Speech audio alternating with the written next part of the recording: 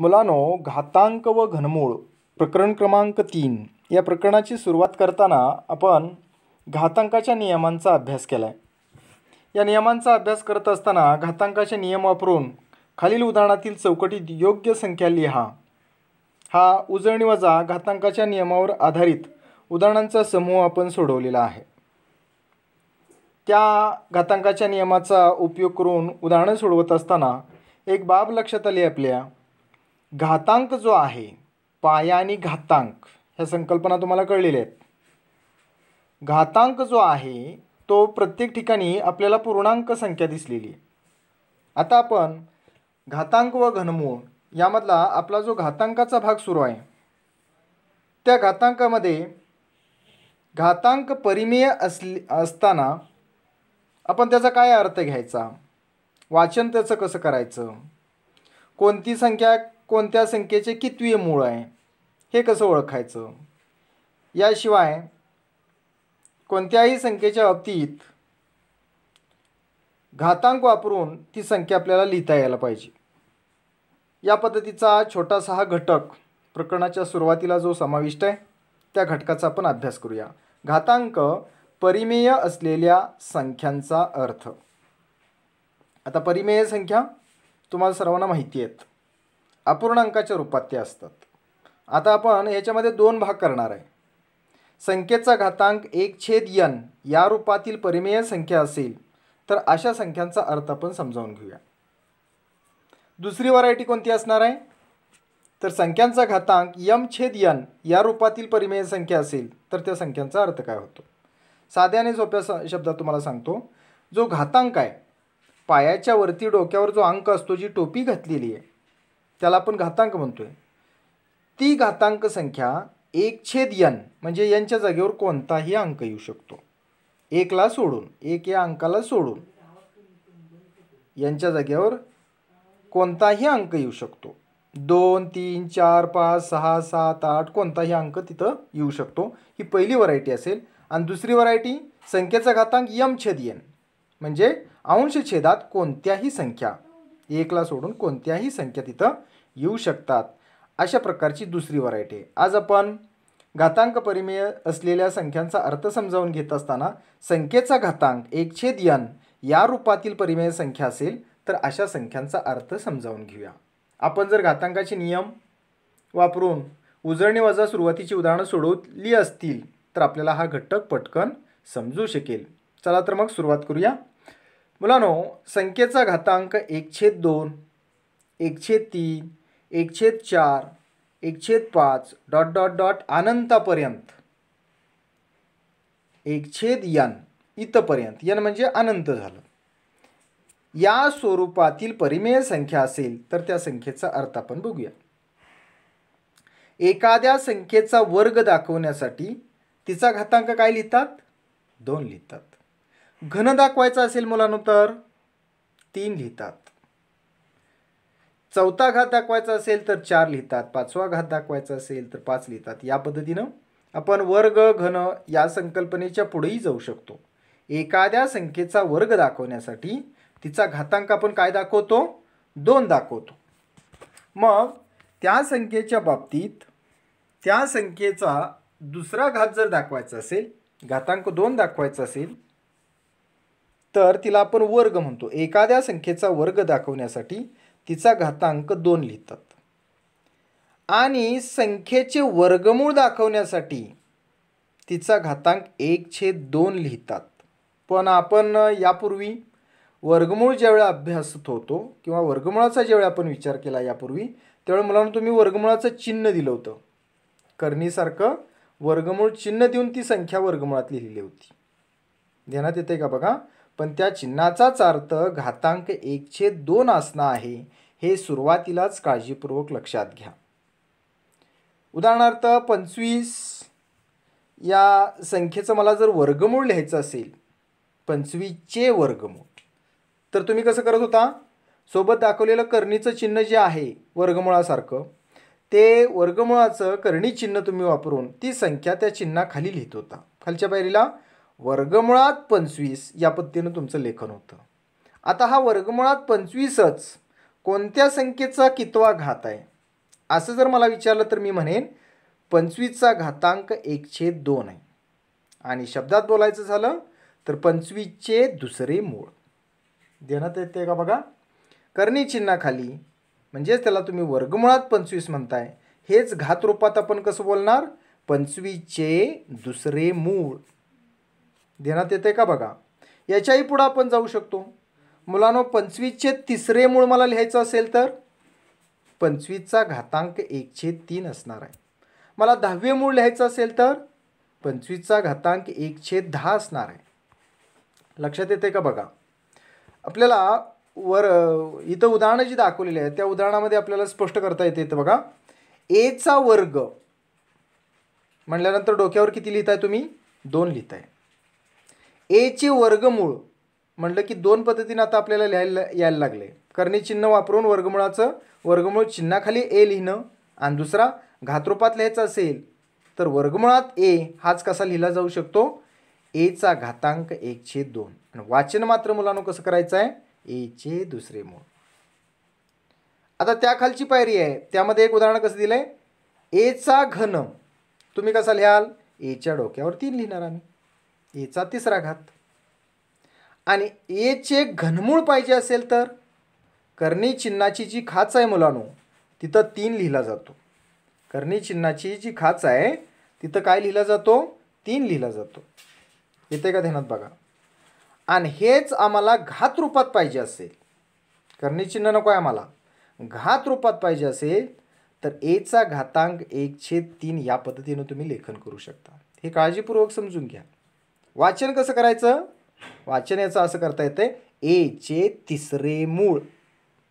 एचे तिसरे मूळ म्हटलं की त्याच्यामध्ये काय आलं, एचा घातांक 1/3 आला. हे काळजीपूर्वक लक्षात घ्या. या पद्धतीने मला तुम्हाला एचा चौथा घात म्हणजेच एच्या डोक्यावरती तुम्ही काय लिहिणार आहे, 4 लिहिणार आहे. आणि एचे चौथे मूळ मला पाहिजे असेल तर कर्णी चिन्हाचा उपयोग करून हे वर्गमुळाचं चिन्ह जे आहे या वर्गमूळ चिन्हाच्या खाचेमध्ये जसा 3 लिहिला आहे तसंच चौथ्या मुळासाठी तुम्ही काय लिहिणार, 4 लिहिणार. आणि हेच घात रूपात लिहा म्हटलं तर एच्या डोक्यावरती एचा घातांक मी किती लिहिणार, 1/4. वाचन कसं, एचे चौथे मूळ. काळजीपूर्वक हे लक्षात घ्या.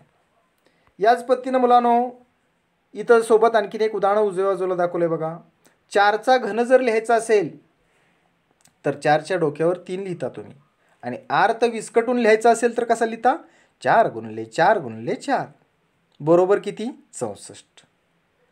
आणि मला मुळाकडे जायचं असेल तर 64चे तिसरे मूळ, त्यालाच तुम्ही घनमूळ म्हणताय.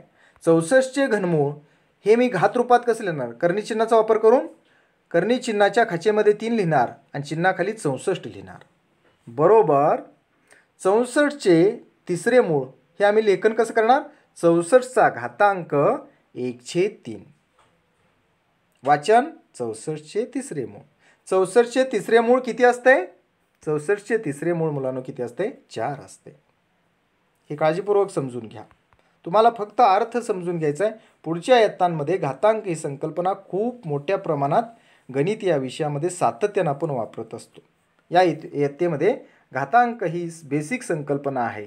पुढच्या इयत्तेमध्ये या घातांक संकल्पनेचा खूप मोठा वापर तुम्हाला करायचा आहे. आता मुलांनो तुम्हाला एक प्रश्न असा पडला असेल, सर 64चे तिसरे मूळ 4 का बरं आलं, त्याचं काय कारण आहे. तर आपण ही पायरी समजून घेऊया.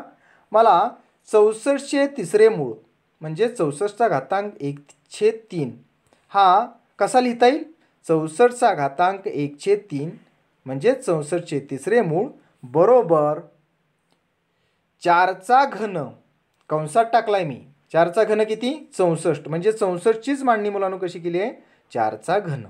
त्याच्या डोक्यावरती मी किती लिहिणार, मूळचा आमचा आहे तो 1/3 लिहिणार. बरोबर आहे का बघा.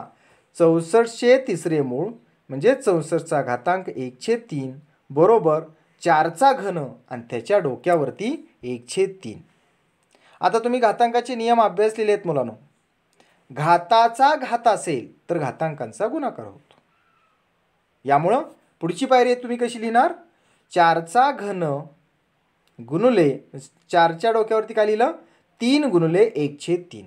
का, तर कंसाच्या आतमध्ये असलेला 4चा घन तिसरा घात आणि कंसाचा परत 1/3 घात तिसरे मूळ आहे. आणि म्हणून घाताचा घात असेल तर घातांकांचा गुणाकार होतो. A raise to M raise to N असेल तर A raise to M into N, M गुणिले एन असते, गुणाकार करतो हे तुम्हाला माहिती आहे. आणि म्हणून 4चा घातांक 3 गुणिले 1/3 हा गुणाकार जर तुम्ही खरोखर केला तर 3 एके 3 आणि 3 एके 3 असा तिरकस भाग जातो. 1/1 म्हणजेच मुलांनो किती असतोय? 1 असतोय. म्हणून पुढची पायरी आम्हाला काय मिळाली? बरोबर 4चा घातांक 1 बरोबर 4. क्लिअर झालं का बघा? वर आपण थेट सोडवलेलं होतं. इथं 64चे घनमूळ बरोबर 64चे तिसरे मूळ असते. 64चे घनमूळ म्हणजे 64चे तिसरे मूळ आणि त्याची किंमत किती होते? 4. ही आपण या पायऱ्यांच्या द्वारे व्यवस्थित समजून घेतलेलं आहे. का बरं 4? 64चे तिसरे मूळ 4 का बरं हे या ठिकाणी समजून घेतलेलं आहे. ठीक आहे, समजले का मुलांनो? घातांक संख्येचा घातांक 1/n या रूपातील परिमेय संख्या आणि त्याचा अर्थ या ठिकाणी आपण समजून घेण्याचा प्रयत्न करतोय. काय उदाहरण आपण इथं बघूया. इथं पहिलं उदाहरण दिलेलं आहे बघा. 36चे दुसरे मूळ बरोबर किती? 6. आता इथं का बरं 6? तर मगाच्या उदाहरणाप्रमाणे मांडणी जर आपण करून घेतली तर मुलांनो 36चे दुसरे मूळ म्हणजेच वर्गमूळ असते, ते किती आहे? 6. आणि उलटा या अर्थ आपल्याला घेतो, इथं 6चा वर्ग मात्र काय असला पाहिजे? 36 असला पाहिजे. तसंच दुसऱ्या उदाहरणाचा अर्थ सांगा बघू. 125चे तिसरे मूळ म्हणजेच काय अर्थ त्याचा? तिसऱ्या मुळाचा घनमूळ असते. 125चे तिसरे मूळ बरोबर किती असणार मुलांनो? 5. 125चं घनमूळ 5 असते आपल्याला माहिती आहे. म्हणजेच 125चे तिसरे मूळ किती आहे? 5 आहे. याचाच अर्थ 5चा घन किती असला पाहिजे? 125. आपल्याला पुढचा दुसऱ्या टप्प्यातला जो घटक आहे या प्रकरणाचा तो घनमूळ शिकायचा आहे. त्यावेळी आणखी या बाबीवर चर्चा आपण करू. तुम्हाला घातांक वापरून संख्या लिहिता यायला पाहिजेत. घातांकित संख्या कोणत्या संख्येचे कितवे मूळ आहे ते लिहिता यायला पाहिजे. एवढी फक्त काळजी या ठिकाणी तुम्ही घ्यायची आहे. इथं आणखीन काही उदाहरणं बघा. 3 गुणिले 3 गुणिले 3 गुणिले 3 गुणिले 3 किती वेळा 3चा गुणाकार आहे? 5 वेळा बरोबर 3चा 5वा घात. आता 3चा 5वा घात मुलांनो जर खरोखर केला आपण तर 3 त्रिक 9, 9 त्रिक 27, 27 त्रिक 81 आणि 81 त्रिक 243. याचा अर्थ 3चा 5वा घात 243 आहे. मग मला इथं उलटाही अर्थ लिहून उलटा अर्थ लावून लेखन कसं करता येईल? 243चे 5वे मूळ. 243चे 5वे मूळ चिन्हात कसं? कर्णी चिन्ह लिहून खाचेत लिहिणार 5 आणि चिन्हाखाली 243 लिहिणार. बरोबर आहे का बघा? कळतंय? कर्णी चिन्हाखाली 243 खाचेत 5. का तर 3 गुणिले 3 गुणिले 3 गुणिले 3 बरोबर किती आहे? 243. मग 243चे 5वे मूळ बरोबर तेच लेखन मी कसं करणार? 243चा घातांक 1/5. डाव्या आणि उजव्या बाजू सारख्या आहेत बरोबर चिन्हामध्ये. याचा अर्थ 243 कर्णी चिन्हाखाली लिहिलं आणि खाचेमध्ये 5 लिहिला तर याचा अर्थ दुसरा कसा असतोय? 243चे 5वे मूळ. आणि 243चे 5वे मूळ किती असणार आहे? 3 असणार आहे. लक्षात येते का बघा? एचे n वे मूळ हे एचा घातांक 1/n असे लिहितात. तुम्ही एचे दुसरे मूळ एचा घातांक 1/2 लिहिणार. एचे तिसरे मूळ बोला कसं लिहिणार? एचे तिसरे मूळ एचा घातांक 1/3. एचे चौथे मूळ एचा घातांक 1/4. एचे 10वे मूळ एचा घातांक 1/10. कळतंय का बघा? तुम्हाला लेखन हे करता यायला पाहिजे. आता मला इथं कर्णी चिन्हाखाली 128 आणि खाचेत लिहिले 7. वाचन कसं करणार तुम्ही याचं? 128चे 7वे मूळ घातरूपात कसे लिहिणार? 128चा घातांक 1/7. कर्णी चिन्हाखाली आणि कर्णी चिन्हाच्या खाचेमध्ये किती लिहिलं आहे 12. आता हेच आपण घातरूपात कसं लिहूया 900चा घातांक 1/12. वाचन 900चे 12वे मूळ. कळते का बघा. पुढं तिसरं उदाहरण कसं आहे कर्णी चिन्हाखाली 500 आणि त्या चिन्हाच्या खाचेमध्ये लिहिलं आहे 6.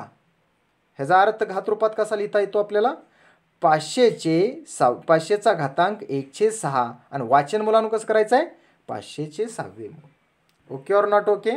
लक्षात येते का बघा. खूप इंटरेस्टिंग अशा स्वरूपाचा हा कन्सेप्ट आहे घातांक. याचा अर्थ जनरल सामान्य रूपात आपल्याला कसं लिहिता येईल मुलांनो. सामान्यपणे आपल्याला कसं म्हणता येईल 10चा घातांक 1/5 बरोबर जर x असेल म्हणजे कोणताही अंक इथं दाखवला आहे त्याप्रमाणे 243चे 5वे मूळ किती आहे 3 आहे. इथं अर्थ आपण असा घ्यायचा आहे 10चा घातांक 1/5 म्हणजे 10चे 5वे मूळ बरोबर समजा x असेल तर एक्सचा 5वा घात हा 10 असतो. असं आपल्याला या ठिकाणी म्हणता येऊ शकतं. मुलांनो परिमेय घातांक परिमेय असलेल्या संख्यांचा अर्थ त्यालाच आपण इंग्लिशमध्ये the number with rational index हा जो घटक आहे त्या घटकातला रोमन पहिला भाग आज आपण अभ्यासलेला आहे. पुढच्या तासाला आपण याच घटका अंतर्गत रोमन दुसरा संख्येचा घातांक m/n या रूपातील परिमेय संख्या असेल तर त्यांचं लेखन त्यांचं वाचन कसं करायचं हे आपण अभ्यासणार आहे. आजच्या तासाला आपण संख्येचा घातांक 1/n या रूपातील परिमेय संख्या असेल तर अशा संख्यांचा अर्थ कसा लावता येतो याचा अभ्यास केलेला आहे. तुम्ही या घटकाशी संबंधित स्वतःच्या मनाच्या काही उदाहरणांचा सराव करा, अभ्यास करा. पाठ्यपुस्तकाच्या आधारेही या घटकाचे वाचन करा, घटक समजावून घ्या आणि त्यानंतर या घटकाशी संबंधित सराव संच जो आहे 3.1 हाही आपण काळजीपूर्वक सोडवायचा आहे. माझ्या माहितीप्रमाणे आपल्याला हा घटक आवडला असेल, समजलेला असेल. तुम्ही या घटकाशी संबंधित नोट्स आपल्या गणित वहीमध्ये शॉर्ट रूपात लिहून काढायच्या आहेत. घटकाचा व्यवस्थित अभ्यास करा आणि सरावाची उदाहरणंही सोडवा. सराव संच 3.1 सुद्धा आपण सोडवायचा आहे. धन्यवाद.